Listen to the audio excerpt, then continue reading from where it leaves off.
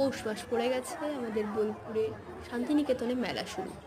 আমরা আজকে মেলা গেছিলাম। প্রথমে শুরুর দিকটা অতটা ভিডিও করিনি, আমরা এবার নাগরদোলায় যাবো, সেখানটা একটু ভিডিও করলাম, তো নাগরদোলাগুলো একটু দেখাচ্ছিলাম।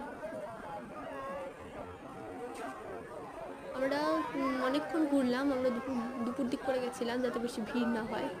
তাছাড়াও দাদু দিদা আসার জন্য আমরা দুপুরে এসেছিলাম, ওদেরকে খাইয়ে দিয়ে ঘুম পাড়িয়ে দিয়ে আমরা হেঁটে পড়েছিলাম। এখন নানা রকমের নাগরদোলা বসেছিল, তার মধ্যে আমরা তো একটা চেপেছিলাম।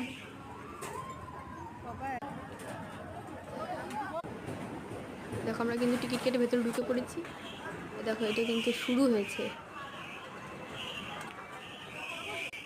এই টিপটা হবে, তারপরে আমরা চাপবো। দেখো স্পিডে কিন্তু ঘুরছিল,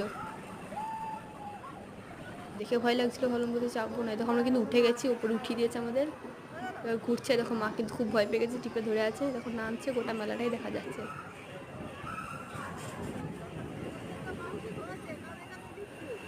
ওঠার সময় পেটটা গুড়গুড় করছে, আর নামার সময় গোটা শরীরটা হালকা হয়ে যাচ্ছে। আমরা ওখানে খুব একটা কিছু কিনিনি, আমরা যা করার সব খেয়েছি।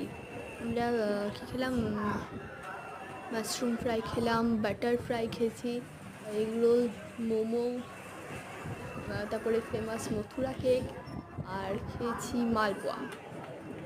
আর কিনেছি দু একটা জিনিস, আমি সেরকম কিছু একটা কিনিনি। এই দেখো এখানে মথুরা কেক রয়েছে, আমরা এখান থেকে নিলাম, সেটাই ভিডিওতে দেখালাম। দেখো চারিদিকটা খুব সুন্দর দেখাচ্ছিল।